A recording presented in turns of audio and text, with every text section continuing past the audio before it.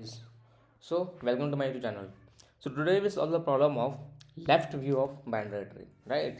So this is the problem related to the tree, which means given a root of the binary tree, your task is to return the left view of the binary tree. The left view of the binary tree is the set of nodes visible when the tree is viewed from the left side.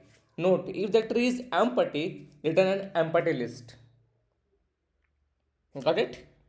So here we can see the question asks, when you look at the boundary tree from the left side, which node are visible? For every level of tree, only the first node from the left will be visible, right? Yes, from the every node from the left side will be visible and not more.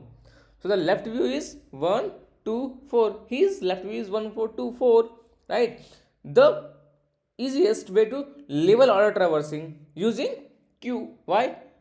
When it's come, first pick this one, then it's come, then first pick this one, and then it's come, then first pick this one, right? So this is, so when we think about this, then at this type we can just solve the problem. I just write the code and just explain from here. Now there is, we can take the one answer, and now what is the base case? If root is equal to null, what is, if root is equal to return null, then return answer, simple one, right? Now we just have to take the q node, right, and then q dot push of root. Got it? While this one q dot empty, correct one, then int size is equal to q dot size. This is also a simple one. Now for int I is equal to 0 till I greater than of size and I plus plus. Now in here node current is equal to q dot front. Got it? And then q dot pop. That is also simple one. Now if I is equal to 0, then answer dot pushback of current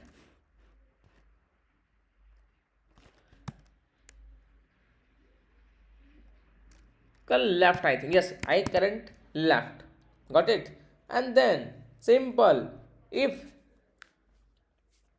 sorry, that is I, which means this is the data, right? Here is written the data, and then here if current left is not equal to null, then here q dot push of current ka left. Got it? And then if current ka right is not equal to null, then q dot push of current ka right. Got it? And then simple return answer. Now try to see and try to compile it. See there is any error. If no, then just submit it. So in that code you can see there is one space and there is one loop. So the space is order of 1 and time is also taking of order of n.